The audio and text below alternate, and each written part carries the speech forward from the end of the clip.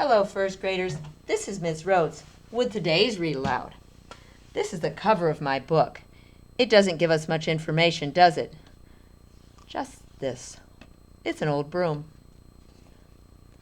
The name of my story is The Widow's Broom.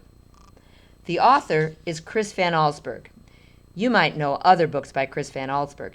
He makes wonderful books with really imaginative stories and beautiful illustrations. He's the author of Jumanji and The Sweetest Fig and The Polar Express. The Widow's Broom. This book I wanted to tell you about is fiction. That means it's not true. It never really happened. What's more is it's fantasy fiction. That means it couldn't happen. There's nothing in this book that could really happen. There's even a witch in this book. She's not scary and she doesn't do bad things. But I wanted to let you know that there's a witch in this book. So if you don't want to read about witches, you won't want to listen to this story. But we know witches aren't real, so we don't need to worry. The name is The Widow's Broom by Chris Van Allsburg. The Widow's Broom. Witches' brooms don't last forever. They grow old, and even the best of them, one day, will lose the power of flight. Fortunately, this doesn't happen in an instant. A witch can feel the strength slowly leaving her broom. The sudden bursts of energy that once carried her quickly into the sky become weak. Longer and longer running starts are needed for takeoff. Speedy brooms, that in their youth outraced hawks, are now passed by slow flying geese. When these things happen, a witch knows it's time to put her old broom aside and have a new one made. On a very rare occasion, however, a broom can lose its power without warning and fall, with its passenger, to the earth below, which is just what happened one cold autumn night many years ago.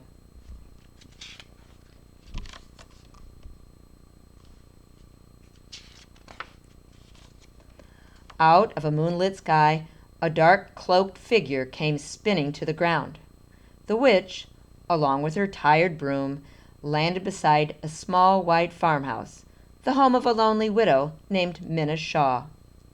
At daybreak, Widow Shaw discovered the witch lying in her vegetable garden. She was bruised and bloody, but couldn't stand up on her own. In spite of her fear, and because she was a kind woman, Minna Shaw helped the witch inside and put her to bed. The witch asked Minna Shaw to draw the curtains, then wrapped herself tightly in her black cape and fell soundly asleep. She lay there, perfectly still, all day and all evening. When she finally awoke at midnight, her wounds had completely healed. She rose from the bed and moved silently through the widow's house. Minna Shaw was asleep in a chair by the fireplace, where embers of a dying fire glowed on the hearth. The witch knelt and took one of the red-hot coals in her hand. Outside, she made a fire of leaves and twigs, then dropped a strand of her hair into the flame. The fire hissed and crackled, burning with a brilliant blue light. Before long, the witch could see a dark form flying overhead. It was another witch, who circled slowly and landed beside the fire. The two women spoke briefly.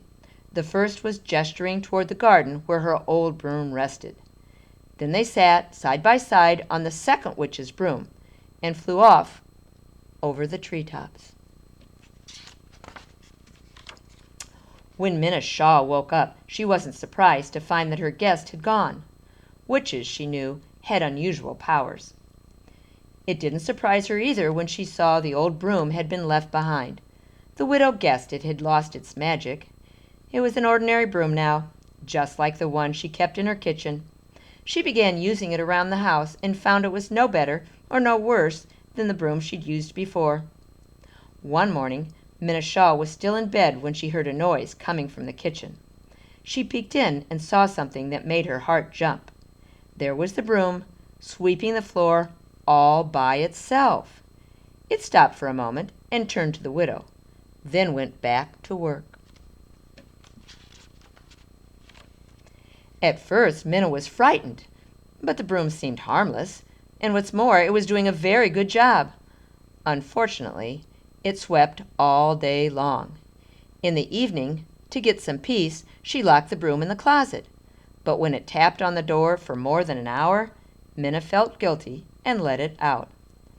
As she lay in bed, listening to the broom sweeping each room over and over, she wondered if it could learn to do other things.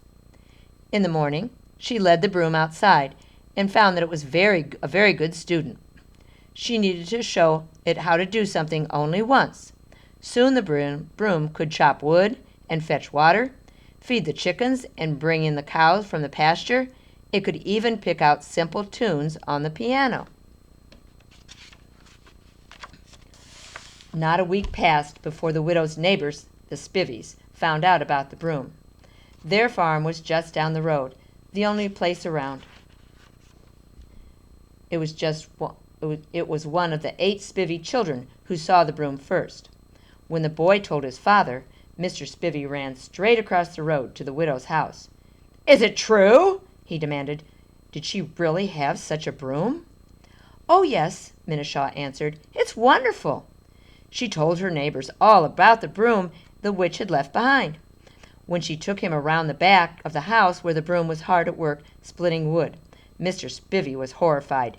"This is a wicked, wicked thing," he said. "This is the devil." The broom stopped working and, still clutching the axe, hopped toward the widow and her neighbor, Mr. Spivey. Mr. Spivey, red-faced with anger, quickly turned and hurried home. Soon, more distant neighbors heard about the broom and visited the widow's farm. The men who saw it seemed to agree it's probably a wicked thing, but their wives pointed out that it was a great help to the widow and could play the piano well, considering that it just struck one note at a time. No one's feelings were as strong as Mr. Spivey's. "It's evil and it's dangerous," he told everyone who had listened. "We'll all be sorry if this thing stays among us." As the days went by, the broom seemed innocent and hard-working as ever. Though it learned how to play many things, sweeping brought its special pleasure. It was, after all, a broom. Occasionally, when there was nothing left to do around the widow's house, it would hop down the road that separated Minna Shaw's house from the Spivies' farms. The road was dirt, of course, and the broom could amuse itself there for hours.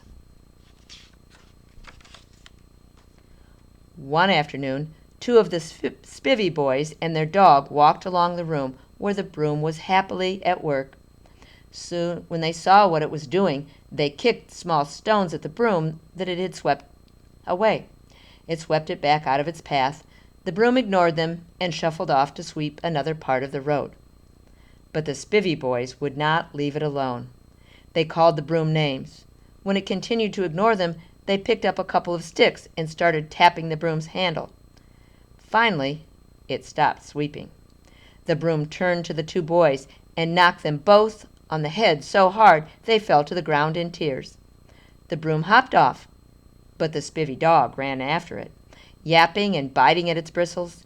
"Get him!" the boys yelled. The little dog leaped into the air and caught the broom by the handle, but he wasn't there for long.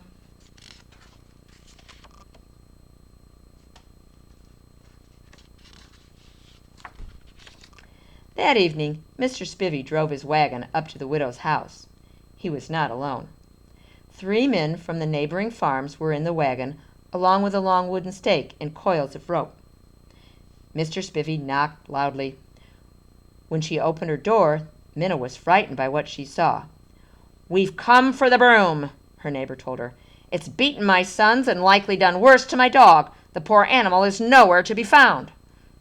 The widow could tell by their faces that the men would not be leaving without her broom. There was nothing she could do to stop them. For a moment she stood silently, then answered, "Of course you are right. If it could do such a thing, we must get rid of it." Then she led the men to her kitchen. "It sleeps in here," she whispered, pointing to the closet.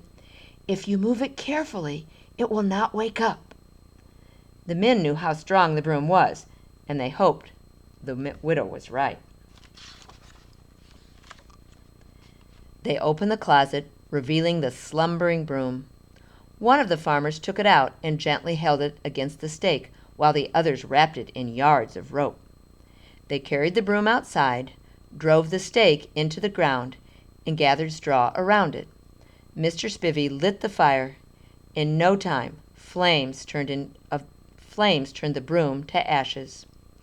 Life soon returned to normal around the widow's farm. The Spiveys even found their dog, healthy but hungry, caught in the branches of a tall spruce tree.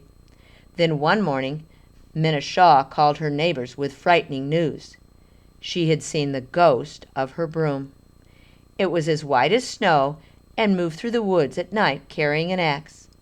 Mr. Spivey did not believe her, but that night, under a full moon, he watched from the window as the broom's white ghost came out of the woods and slowly circled the house.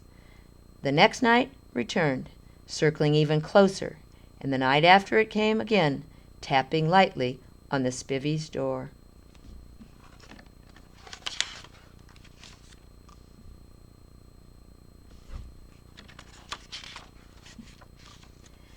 The next morning, Mr. and Mrs. Spivey packed their dearest possessions and their 8 children into their wagon.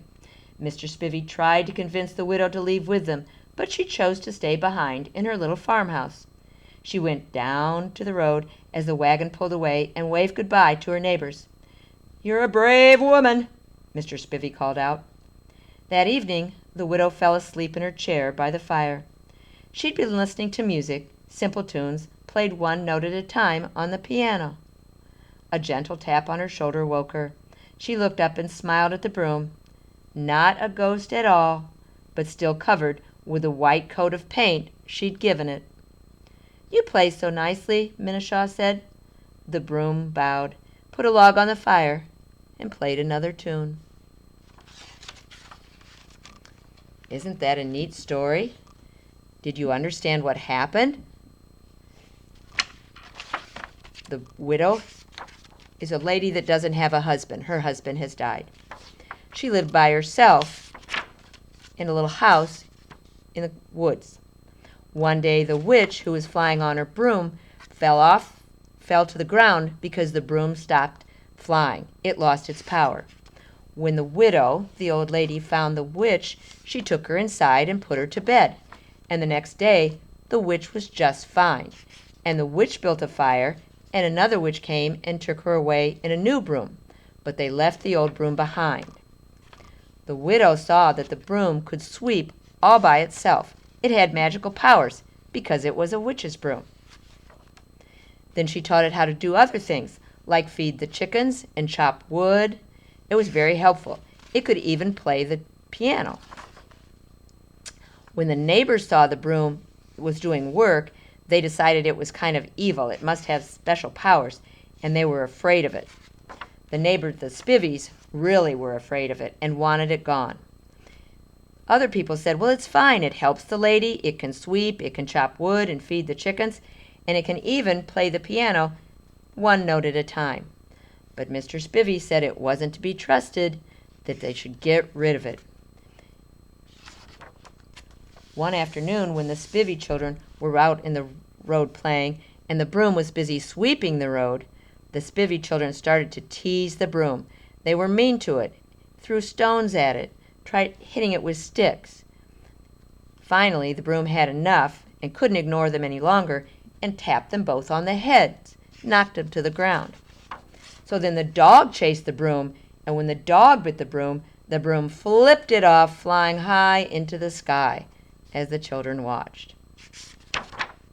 That made Mr. Spivey really concerned.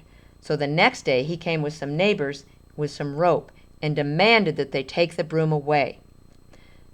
So the widow, the old lady, took them to the closet, and she whispered, "The broom is sleeping in there. If you're quiet, it won't wake up."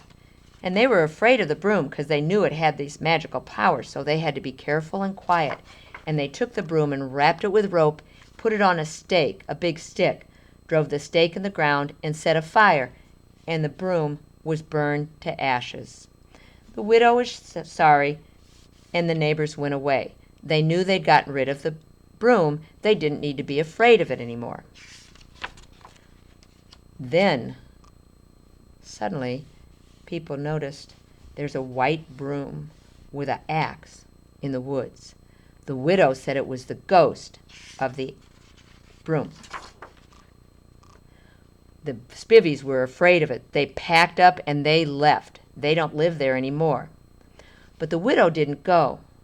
It doesn't really say exactly what happened, why she's not afraid of that ghost broom. But it does say, one evening the neighbors left. That evening the widow fell asleep in her chair, listening to music, simple tunes, played one note at a time on a piano. That must be her magic broom. A gentle tap on the shoulder woke her. She looked up and smiled at the broom. Not a ghost at all, but still covered with the white coat of paint she'd given it. So this ghost broom wasn't a ghost at all. It was the old broom. She'd painted it white to trick the Spivies, to make them think that there was a ghost of the broom that they'd burned, so they would leave. So they went away, and she still has her broom. You play so nicely, Minneshaw said. The broom bowed, put a log on the fire, and played another tune. So it ends very happily. With the mean neighbors gone, the widow still has the broom to help her out with her chores and keep her company. Did you enjoy that book? That's one of my favorite stories to tell around Halloween time. It's not really about witches, and we know witches aren't real, and brooms can't have special powers. It's kind of cool to think about the special things that could happen, though, if such a thing could happen. It's fun to use your imagination, and Chris Van Allsburg, the author of this book, is great at using his imagination. I bet you can tell some stories that you've made up with your imagination, too. Well, you have a nice week. Bye-bye.